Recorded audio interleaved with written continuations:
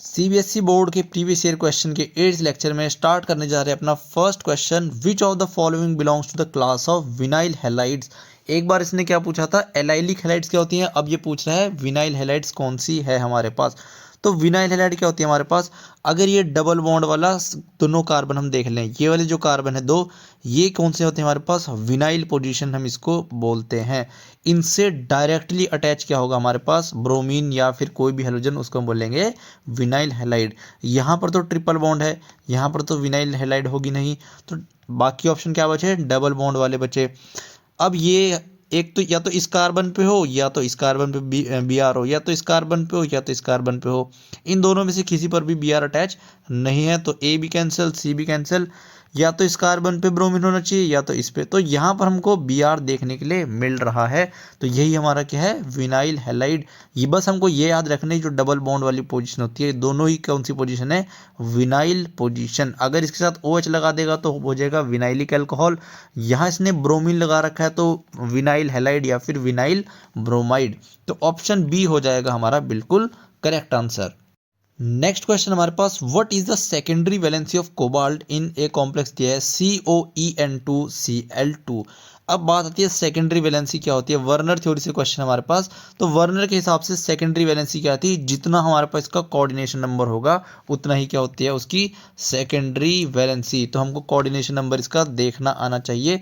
कोई भी ऐसे स्टूडेंट नहीं करेगा कि यहाँ पर 2 है और यहाँ पर 2 लिगेंड है, तो कोऑर्डिनेशन नंबर इसका कितना, 4। अगर कोऑर्डिनेशन नंबर 4 किया तो आंसर हो जाएगा बिल्कुल गलत। इसका स्ट्रक्चर पहले पता होना चाहिए। ये हमारे पास क्या है, EN ग्रुप लगा हुआ है, एक EN ये रहा, एक हमने यहाँ लगा दिया, और एक Cl और एक Cl। कोऑर्डिनेशन नंबर मैंने चैप्टर में क्या बताया था, कितने डोनर एटम्स हमारे पास लगे हुए हैं। तो एक नाइट्रोजन यहाँ पे डोनर एटम है, 2 3 4, एक Cl 5 और एक 6, तो 6 डोनर एटम हमारे पास टोटल लगे हुए हैं यहाँ पर। तो कोऑर्डिनेशन नंबर क्या होगा इसका, 6 होगा। कोई भी 4 मत करके आ जाना, बी को करते ही आंसर हो जाएगा गलत। करेक्ट आंसर जो हमारा है वो ए ऑप्शन है। नेक्स्ट क्वेश्चन हमारे पास, when benzene diazonium chloride react with phenol it forms a dye. Reaction अगर याद हो किसी को, जब बेंजीन डाइजोनियम सॉल्ट यानी कि N2 पॉजिटिव और Cl माइनस, ये क्या है, बेंजीन डाइजोनियम सॉल्ट, इसकी रिएक्शन हम कराते हैं फिनॉल के साथ में OH। तो हम क्या देखते हैं, यहाँ से H जो पैरा पोजीशन पे है, यहाँ पे सब्स्टिट्यूशन हमको देखने के लिए मिलता है, ये अटैच होता है नाइट्रोजन के साथ, और फॉर्मेशन क्या होता है हमारे पास, N डबल बॉन्ड N, और यहाँ पर फिनॉल हमारा कैसे लगेगा, पैरा पोजीशन पे, और यहाँ आ जाएगा OH। तो ये हमारे पास क्या होता है, फॉर्मेशन ऑफ डाई। और डाई भी कैसे कलर की होती है, ऑरेंज कलर की डाई हमारे पास फॉर्म होती है। तो रिएक्शन का नाम क्या है, डाईएजोटाइजेशन नहीं। डाईएजोटाइजेशन क्या होता है हमारे पास, formation of diazonium salt is called diazotization reaction. Condensation reaction होती है क्या, कंडेंसेशन रिएक्शन वो होती है हमारे पास जहाँ पर वाटर को हम बाहर निकालते हैं। फॉर एग्जाम्पल जब एल्डोल प्रोडक्ट बना लेते हैं हम, उसके बाद हीट करके हम क्या करते हैं, वाटर को वहाँ से बाहर निकालते हैं। तो जब वाटर हमारे रिएक्शन से लीव करता है, ऐसी रिएक्शन को बोलते हैं हम कंडेंसेशन रिएक्शन। तो ये भी आंसर नहीं है। नेक्स्ट आती है एसिटाइलेशन रिएक्शन। एसिटाइलेशन रिएक्शन क्या होता है हमारे पास, जब हमारे पास C double bond O Cl हम एसिड क्लोराइड लेते हैं, और एडिशन होता है हमारा किसका, C डबल बॉन्ड OR का। जब हम क्या करते हैं बेंजीन के साथ या फिर कोई भी बेंजीन डेरिवेटिव के साथ C डबल बॉन्ड OR, इसको हम इंसर्ट करते हैं बेंजीन पे, इस रिएक्शन को हम बोलते हैं एसिटाइलेशन रिएक्शन। तो यहाँ पर तो हमने ये भी नहीं करा। सी हमारे पास कपलिंग रिएक्शन, ये हमारा बिल्कुल सही आंसर है। डाइओजियम सॉल्ट फिनॉल के साथ रिएक्ट करके कपल कर रहा है हमारे पास, या फिर कपलिंग शो कर रहा है, तो रिएक्शन का नाम क्या होता है हमारे पास, कपलिंग रिएक्शन। तो सी ऑप्शन जो हमारा बिल्कुल करेक्ट आंसर हो जाएगा। नेक्स्ट क्वेश्चन हमारे पास, the slope in the plot of R versus time. R versus time का ग्राफ बना रखा है for a zero order reaction, और हमको ऑप्शन दे रखे स्लोप की वैल्यू पूछ रहा है, यानी कि M की वैल्यू क्या होगी हमारे पास। तो पहले हमको जीरो ऑर्डर का फॉर्मूला आना चाहिए, R0 KT equals to R0 minus का R होता है हमारे पास formula for zero order reaction. अब R और टाइम के बीच का हमको ग्राफ बनाना है, तो हम इसको रीअरेंज करेंगे। R को मैं इधर लाऊंगा, KT को मैं लेफ्ट साइड ले जाऊंगा, तो R equals to R0 minus का KT, और अगर हम इसको और लिखें तो R इक्वल्स टू माइनस का के टी प्लस आर नोट। अब हमको इसको कंपेयर करना है लाइन की इक्वेशन के साथ। आर और टी के बीच में बनाया, मतलब आर हमारा क्या है, वाई एक्सिस है, Y equals to M X plus C. तो सी हमारा क्या है, कांस्टेंट यानी आर नोट। सी मतलब है इंटरसेप्ट हमारा, तो इंटरसेप्ट हमारा क्या है, आर नोट। तो जब हम ग्राफ बनाएंगे इसका, यहाँ पे मैं लूँगा आर, और इंटरसेप्ट क्या होता है हमारे पास, वाई एक्सिस पे कहाँ पर कट कर रही है लाइन हमारे पास। और स्लोप कैसा हमारे पास, माइनस का के, माइनस साइन मतलब स्लोप हमारा डाउनवर्ड साइड है। तो एम को रिप्रेजेंट करते हैं हम स्लोप से, जो कि इक्वल है माइनस के, और एक्स के हमारे पास यहाँ पर टाइम। तो हमारे पास स्लोप आ गया माइनस का के, तो बी ऑप्शन जो है हमारा बिल्कुल करेक्ट हो जाएगा। और ये इंटरसेप्ट क्या है हमारा, R naught, maximum value of initial concentration क्या है हमारे पास, आर नॉट। फिर टाइम के साथ जो है इनिशियल कॉन्सेंट्रेशन कम होना स्टार्ट हो जाएगी। तो इजी क्वेश्चन था मेरे हिसाब से। जब भी ग्राफ वगैरह कहें तो इक्वेशन से ग्राफ हमको बनाना आना चाहिए, तो हमारा क्वेश्चन जो है कभी भी गलत नहीं होगा। नेक्स्ट है हमारे पास, retention of configuration is observed in. Retention मतलब जहां से न्यूक्लियोफाइल गया है, सॉरी जहां से लिविंग ग्रुप गया है उसी पोजीशन में न्यूक्लियोफाइल आएगा। फॉर एग्जांपल अगर हम SN1 के केस में देखते हैं, यहाँ पर BR लेते हैं और OH नेगेटिव इसके साथ अटैक करता है, तो पहले जो है कार्बोकैटायन का फॉर्मेशन हमारे पास देखने के लिए मिलता है। और यहीं से हमारा क्या होता है, पहले कार्बोकैटायन बना लेता हूँ मैं यहाँ पे, और यहाँ पे फिर नेक्स्ट टाइम में OH माइनस आता है, अटैक करता है इसी कार्बन पे, और हमारे पास जहाँ से लिविंग ग्रुप गया है वहीं पर जो है OH का अटैक देखने के लिए मिलता है। इसको बोलते हैं रिटेंशन इन कॉन्फ़िगरेशन। तो SN1 जो है इसका करेक्ट आंसर है। SN1 में हमको रिटेंशन इन कॉन्फ़िगरेशन देखने के लिए मिलता है। SN2 में तो हमको इन्वर्जन देखने के लिए मिलता है। तो करेक्ट आंसर हो जाएगा इसका SN1 रिएक्शन। तो ऑप्शन ए को टिक कर देंगे और बढ़ जाएंगे अगले क्वेश्चन की तरफ। नेक्स्ट हमारे पास, which of the following solution of KCl will have the highest value of molar conductivity. Molar conductivity को रिप्रेजेंट करते हैं लैम्डा m से, और इसका फॉर्मूला होता है K अपॉन में कंसंट्रेशन। दूसरे पेन से लिखता हूँ, कप्पा यानी कि कंडक्टिविटी होता है, सॉरी उल्टा लिख दिया, molar conductance equals to kappa divided by concentration. तो KCl के लिए कप्पा की वैल्यू तो सेम ही रहेगी, चाहे कितना भी मैं मोलर सॉल्यूशन लेता चल जाऊँ। ये कप्पा तो क्या हमारा कांस्टेंट है, तो कप्पा के कांस्टेंट होने से हमको समझ आ गया इन दोनों के बीच में क्या है, इन्वर्स रिलेशन है, मोलर कंडक्टेंस और किसमें, कंसंट्रेशन में। तो कंसंट्रेशन की वैल्यू अगर इंक्रीज करेगी तो मोलर कंडक्टेंस जो है डिक्रीज करेगी। मोलर कंडक्टेंस या मोलर कंडक्टिविटी एक ही बात है। तो जहाँ पे सबसे कम कंसंट्रेशन होगी, इसकी वैल्यू जितनी कम, मोलर कंडक्टेंस की वैल्यू उतनी ज़्यादा। तो सबसे कम कॉन्सेंट्रेशन हमारे पास क्या है, 0.01 मोलर। तो हमारा जो करेक्ट आंसर हो जाएगा वो ऑप्शन ए हमको देखने के लिए मिल जाएगा। अगला क्वेश्चन है हमारे पास, which of the following does not give Cannizzaro reaction. तो कैनिज़ारो रिएक्शन के लिए पहला जो सबसे इंपॉर्टेंट फैक्टर है हमारे पास कि अल्फा हाइड्रोजन प्रेजेंट उसके पास नहीं होनी चाहिए। बस अगर हमको अल्फा हाइड्रोजन देखनी आती है तो ये क्वेश्चन आसानी से कर लेंगे। तो पहला हम क्वेश्चन बनाते हैं ये वाला। ये हमारे पास फंक्शनल ग्रुप है, इसके एडजस्टमेंट कार्बन कौन सा होगा, ये वाला, इसको बोलेंगे हम अल्फा कार्बन। अब हमको चेक करना है क्या इसके पास हाइड्रोजन है। तो इस कार्बन के 1 बॉन्ड, 2 बॉन्ड, 3 बॉन्ड और 4 बॉन्ड, चारों वैलेंसी जो है कंप्लीट है यहाँ पर कार्बन की मदद से ही। कोई भी हाइड्रोजन यहाँ पे प्रेजेंट नहीं है, तो ये तो हमारे पास कैनिज़ारो शो करेगा। पर उसने क्या पूछा है, डज नॉट गिव कैनिज़ारो। फिर हम लेते हैं ए वाला ऑप्शन, चेक करते हैं। तो यहाँ पे लेते हैं CHO, CH3, CH3, CH3, ये ए वाला ऑप्शन जो ऐसे है। ये हमारा क्या है, फंक्शनल ग्रुप, ये प्रेजेंट है अल्फा कार्बन। फंक्शनल ग्रुप के एडजेसेंट कार्बन क्या होता है, अल्फा कार्बन। लेकिन यहाँ पर 1 मिथाइल ग्रुप है, 2 मिथाइल ग्रुप है, 3 मिथाइल ग्रुप है, हाइड्रोजन तो यहाँ पर है ही नहीं। तो इसके पास भी जो है अल्फा हाइड्रोजन प्रेजेंट नहीं है, तो ये भी कैनिज़ारो को शो करेगा। दूसरा चेक करते हैं डी ऑप्शन। तो HC डबल बॉन्ड OH, यहाँ पर तो ये क्या है, फंक्शनल ग्रुप ये रहा, इसके पास तो ना ही अल्फा कार्बन है और अल्फा कार्बन नहीं है, तो अल्फा हाइड्रोजन भी प्रेजेंट नहीं होगी। तो डी वाला भी क्या करेगा, कैनिज़ारो शो करेगा।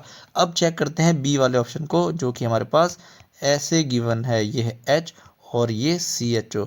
ये फंक्शन ग्रुप है, ये अल्फा कार्बन है, और यहाँ पर मेरे को एक अल्फा हाइड्रोजन दिखाई दे रही है। तो ये जो हमारे पास है कैनिजारो में नहीं जाएगा, यही इसने पूछा है। ये हमको कैनिजारो शो नहीं करेगा। ये कौन सी रिएक्शन शो करेगा? ये शो करेगा एल्डोल रिएक्शन। तो बी वाला जो पूछ रहा है कि कौन सा कैनिजारो नहीं देगा, तो बी ऑप्शन हमको कैनिजारो नहीं देगा, बी हमारा करेक्ट आंसर हो जाएगा। नेक्स्ट हमारे पास which of the following reactions are feasible, यानी कि कौन सी, फिजिबल से मतलब है पॉसिबल रिएक्शन कौन सी है, इन दोनों में से कौन सी रिएक्शन सही है हमारे पास। अगर हम फर्स्ट रिएक्शन को चेक करते हैं, CH3CH2 Br प्लस, पहले सेकेंड वाली को चेक करते हैं, नहीं चलो फर्स्ट को कर लेते हैं, O माइनस सी, इस कार्बन पे CH3, इस कार्बन पे CH3 और इस कार्बन पर CH3। ए रिएक्शन ये बोल रहे हैं हमारे को, और बी रिएक्शन क्या हमारे पास, CH3 CH3 CH3 और Cl प्लस Na पॉजिटिव, इसको हटा देता हूँ मैंने पॉजिटिव को और आसान रहेगा समझने में, O माइनस CH2 CH3। अब हमारे दोनों रिएक्शन यहाँ पे लिख दी है। तो आंसर के हिसाब से क्या हो रहा है हमारे पास, O माइनस आ रहा है, अटैक कर रहा है इस पोजीशन पे, और Br जा रहा है रिएक्शन से बाहर। तो क्या हमारे पास ये प्रोडक्ट बन रहा है? क्या ये रिएक्शन ऐसे प्रोसीड करेगी? तो आंसर है नहीं, ऐसे हमारे पास प्रोडक्ट देखने के लिए नहीं मिलेगा। क्यों नहीं मिलेगा?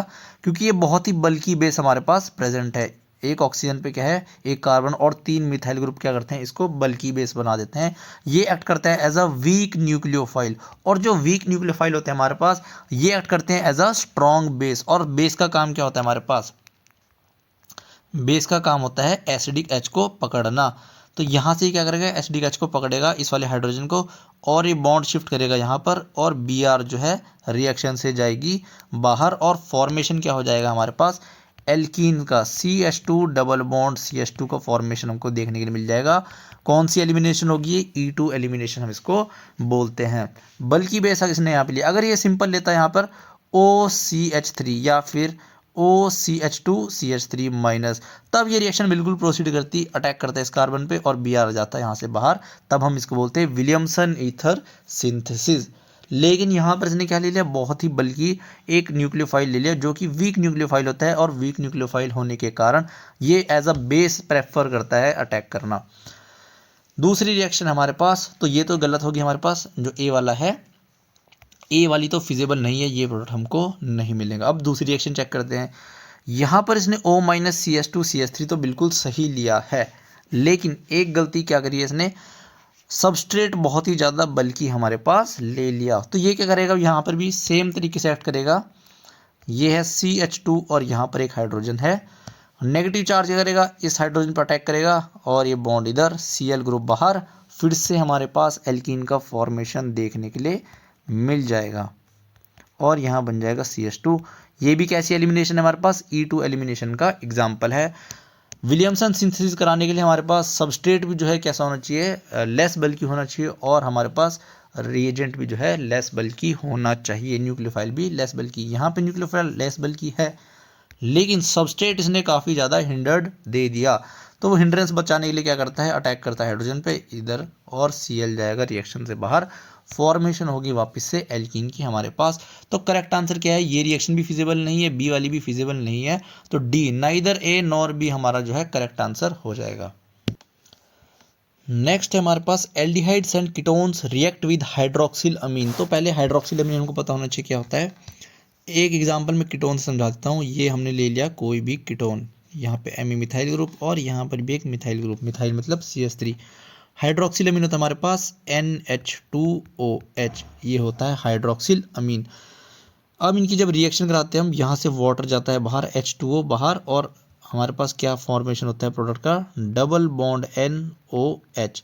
अब जो ये फॉर्म हो इसको बोलते हैं हम ऑक्साइम। तो वही वो पूछ रहा है, जब हाइड्रोक्सिल अमीन की रिएक्शन हम कराते हैं तो क्या फॉर्म होता है हमारे पास, ऑक्साइम। डी ऑप्शन जो हमारे पास बिल्कुल करेक्ट होगा। हाइड्रोजोन्स क्या होता है हमारे पास, अगर कीटोन की रिएक्शन हम कराएंगे, सारे ही बता देता हूँ, सारी रिवीजन हो जाएगी। अगर कीटोन की रिएक्शन हम कराएंगे NH2 के साथ में, या फिर इसको लिखते हैं NH2, तो यहाँ से भी वाटर जाएगा बाहर, और फॉर्मेशन होगा हमारे पास NH2। यहाँ पर एमी मिथाइल ग्रुप, यहाँ पर भी मिथाइल ग्रुप। अब NH2 को हम बोलते हैं हाइड्राजीन, और रिएक्शन के बाद जो फॉर्म होता है इसको बोलते हैं हम हाइड्राजोन। जोन। नेक्स्ट है हमारे पास साइनोहाइड्रिन। साइनोहाइड्रिन क्या होता है हमारे पास, जब कीटोन की रिएक्शन कराएंगे साइनाइड ग्रुप से, मतलब कि HCN के साथ कराएंगे, तो H पॉजिटिव और Cn माइनस रहेगा, ऑक्सीजन अटैक करेगा H पॉजिटिव पे, यहाँ से निकलेगा Cn माइनस, फिर ये Cn माइनस अटैक करेगा इस सेंटर पे, इलेक्ट्रोफिलिक सेंटर होगा, पार्शियल पॉजिटिव रखेगा या पार्शियल नेगेटिव रखेगा, और फॉर्मेशन क्या होगा हमारे पास OH और Cn। जब एक ही कार्बन पे OH और साइनाइड लग जाता है हमारे पास, इसको हम बोलते हैं साइनोहाइड्रिन। स्पेलिंग देख लेना, हाइड्रीन। लास्ट है हमारे पास सेमी कार्बाजोन्स। तो सेमी कार्बाजोन्स के हमारे पास अगर हम कीटोन की रिएक्शन कराएंगे NH2 NH2C double bond O NH2, यहाँ से हमारे पास वाटर बाहर जाएगा वापस से। सबके साथ जब भी कार्बन के साथ अमोनिया डेरिवेटिव रिएक्शन करता है तो वाटर हमारे पास बाहर जाता है। NH2 यहाँ आएगा NH C double bond O NH2, ये होता है हमारे पास हाइड्राजोन। अब याद रखना ये वाला H2 निकलेगा, ये वाला H2 बाहर मत निकाल देना, क्योंकि नाइट्रोजन यहाँ पे बिजी होता है अपने लोन पेयर के साथ, ये वाला नाइट्रोजन अटैक नहीं करता। ये तो शॉर्ट ट्रिक है, एक्चुअल में तो नाइट्रोजन के लोन पेयर ही इस कार्बोनिल पे अटैक करते हैं।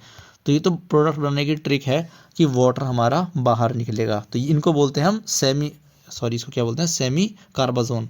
मैंने हाइड्रोजोन लिख दिया, इसको बोलेंगे सेमी कार्बाजोन। तो चारों ही हमने क्लियर कर दिए हैं। क्या है हमारे पास, हाइड्रोक्सिलमीन के साथ फॉर्मेशन करेगा ऑक्साइम की, तो डी ऑप्शन हमारा बिल्कुल करेक्ट हो जाएगा।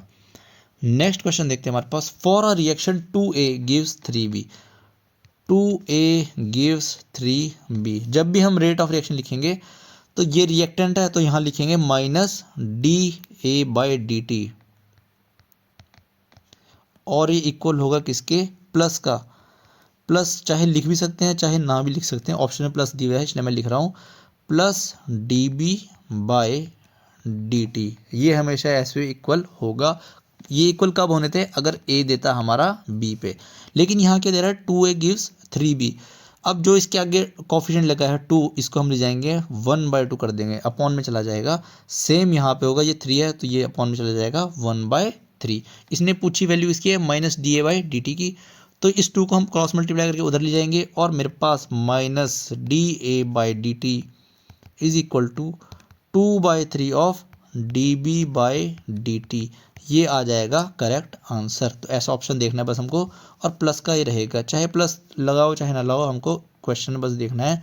+3/2 ना 3/2 तो नहीं होगा, प्लस का 2 ना 1/3, तो करेक्ट आंसर हो जाएगा B, प्लस का 2/3, यानी प्लस का 2/3 dB/dt। बहुत ही इजी क्वेश्चन है MCQ में, तो बस हमको थोड़ा ध्यान से अप्रोच करना है, फिर हमारा क्वेश्चन कभी गलत नहीं होगा।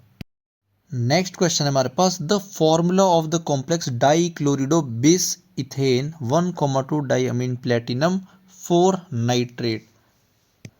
नाइट्रेट के बाद इसने हमारे पास, मतलब नाइट्रेट जो हमारा बाहर होना चाहिए, क्योंकि नाइट्रेट इसने सबसे लास्ट में लिखा है, और प्लेटिनम की हमारी ऑक्सीडेशन स्टेट कितनी है, +4 ऑक्सीडेशन स्टेट हमको देखने के लिए मिलनी चाहिए।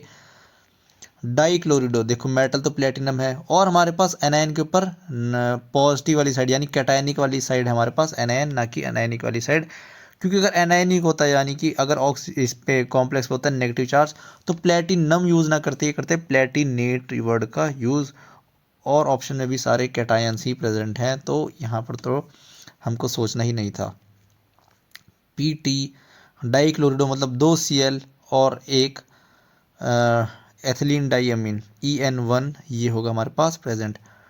अच्छा 20 बोल रहा है, यानी कि दो एथिलीन डाइअमीन हमारे पास प्रेजेंट होने चाहिए, और नाइट्रो यानी कि NO3 ग्रुप। अब बात आती है NO3 कितने होने चाहिए हमारे पास एनायन में, तो हम निकाल लेंगे ऑक्सीजन स्टेट X की, प्लेटिनम की X मान लेंगे, प्लस एक Cl की होती है -1, 2 Cl की हो जाएगी -2, और En होता है न्यूट्रल लिगेंड, इसकी होती है 0, और नाइट्रो NO3 की क्या होती है हमारे पास -1, तो -1 ये तो कितना हुआ, अगर हम इसको 0 के इक्वल पुट करते हैं, क्योंकि हमारे पास कॉम्प्लेक्स के ऊपर कोई चार्ज नहीं है, तो X की वैल्यू आती है मेरी +3, तो एक्स की वैल्यू हमको +3 तो नहीं चाहिए, हमको चाहिए +4, तो हम इसको यहाँ पे 2 करेंगे, इसको 2 करती है हमारी ऑक्सीजन स्टेट हो जाएगी -2, और अब हमारा एक्स की वैल्यू आ जाएगी +4, जो करेक्ट हमारा फॉर्मूला बनेगा PtCl2En2NO3 यानी कि बी ऑप्शन हमारा बिल्कुल करेक्ट आंसर हो जाएगा।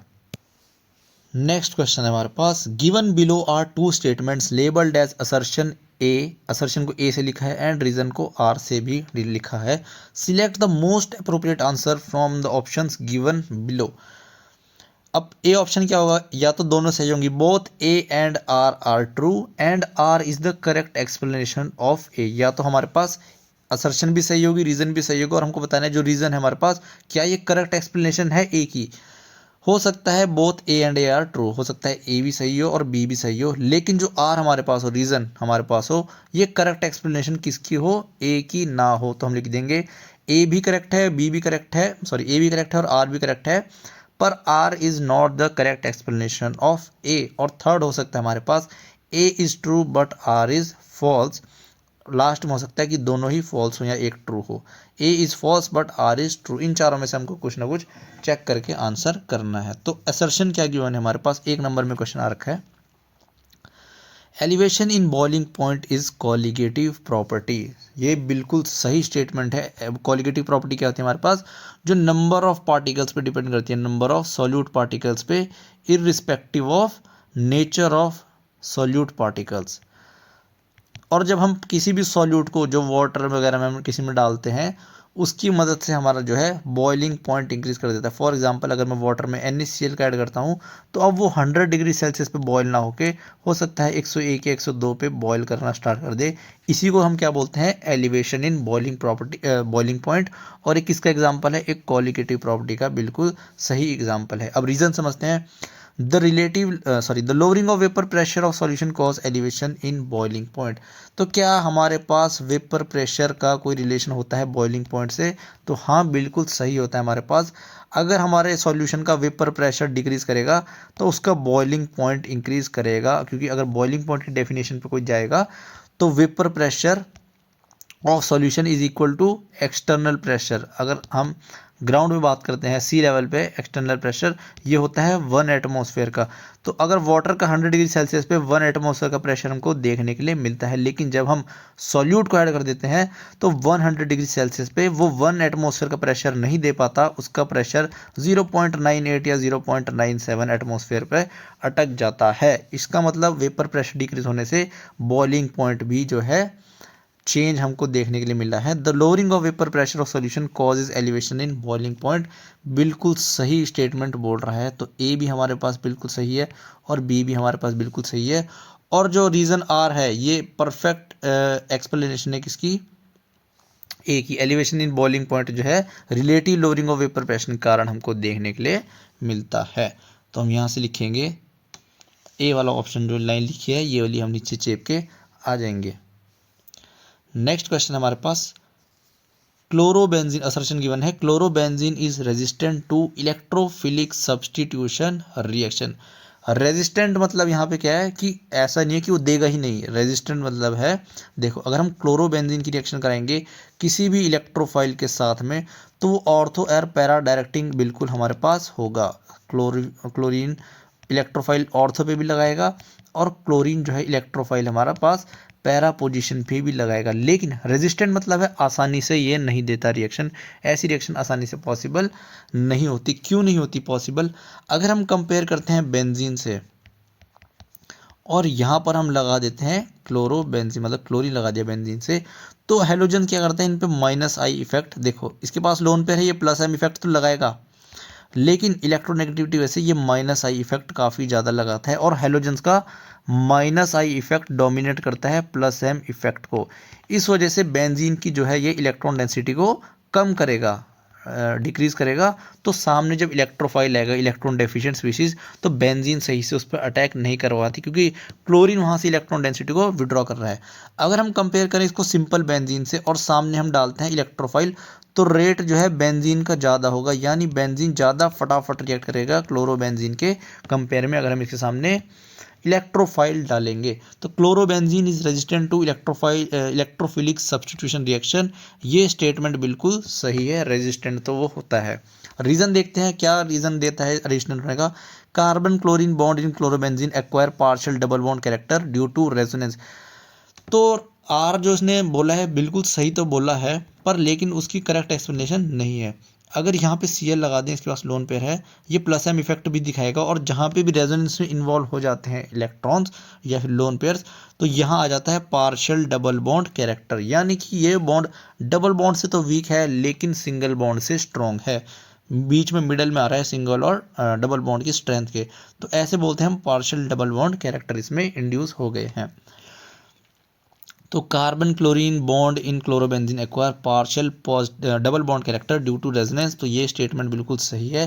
पर जो क्लोरोबेंजीन हमारा रेजिस्टेंट इलेक्ट्रोफिलिक का, इसकी करेक्ट एक्सप्लेनेशन ये हमारे पास नहीं है। इसकी करेक्ट एक्सप्लेनेशन क्या है हमारे पास कि माइनस आई इफेक्ट जो है हेलोजेंस का डोमिनेट करता है विद प्लस एम इफेक्ट, तो ये तो हमारे पास रीज़न नहीं है। तो हम क्या लिखेंगे, जो इसने क्वेश्चन में बोला था, both A and R true but R is not the correct explanation of A.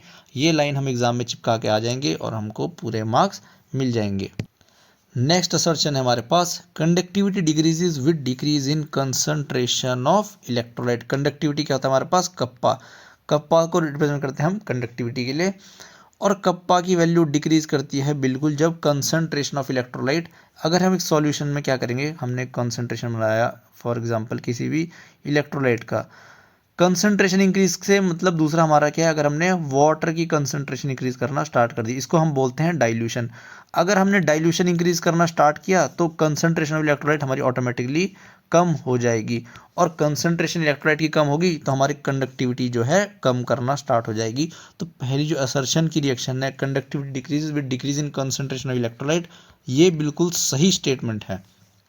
Reason देखते हैं, number of ions per unit volume that carry the current in solution decreases on dilution, ये भी बिल्कुल correct statement है। क्या बोल रहा है हमारे पास, पहले अगर हम 1 सेंटीमीटर क्यूब का वॉल्यूम लेते हैं तो हो सकता है इसके पास 10 आयंस प्रेजेंट हो इसके अंदर, लेकिन जब हमने अब क्या करा, डाइल्यूशन बढ़ा दिया, वाटर की वो बढ़ा दी, तो 1 सेंटीमीटर क्यूब वाटर में हो सकता है सिर्फ अब 6 या 7 या फिर 3 4 कितने भी, मतलब 10 से तो कम ही आयंस पर यूनिट वॉल्यूम में जो है, मतलब पर यूनिट वॉल्यूम मतलब 1 सेंटीमीटर क्यूब में एग्जाम्पल ले रहा हूँ, आप 10 सेंटीमीटर क्यूब ऐसे भी मान के चल सकते हो, पर यूनिट बोल रहा है तो इसलिए मैं 1 सेंटीमीटर क्यूब बोल रहा हूँ।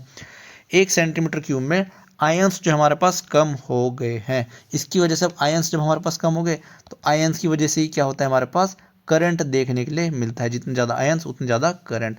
तो पर यूनिट वॉल्यूम में आयंस कम होने से हमारा जो कंडक्टिविटी है वो कम हो चुकी है। तो number of ions per unit volume that carry current in a solution decrease on dilution, ये बिल्कुल सही स्टेटमेंट है। और कंडक्टिविटी के डिक्रीज होने का रीज़न जो बिल्कुल है ये ही है कि नंबर ऑफ आयंस डिक्रीज कर जाते हैं, इसलिए हमारी कंडक्टिविटी डिक्रीज कर जाती है। तो ए स्टेटमेंट भी सही है और आर स्टेटमेंट भी सही है, और जो आर है हमारा करेक्ट एक्सप्लेनेशन है किसका, ए का, मतलब रीजन जो है करेक्ट एक्सप्लेनेशन है हमारा असर्शन ए का, और हमको मिल जाता है यहाँ पूरा 1 नंबर। इस वीडियो में इतना ही, ऐसे ही और क्वेश्चन अभी बहुत सारे हैं, पूरी सीरीज चला रखी है मैंने, किसी ने देखा नहीं तो 8वां लेक्चर था, किसी ने अगर पहले के लेक्चर नहीं देखे हो वो भी देख सकता है। ऐसी और वीडियोस के साथ मिलते हैं नेक्स्ट लेक्चर में। You've been spending hours to me.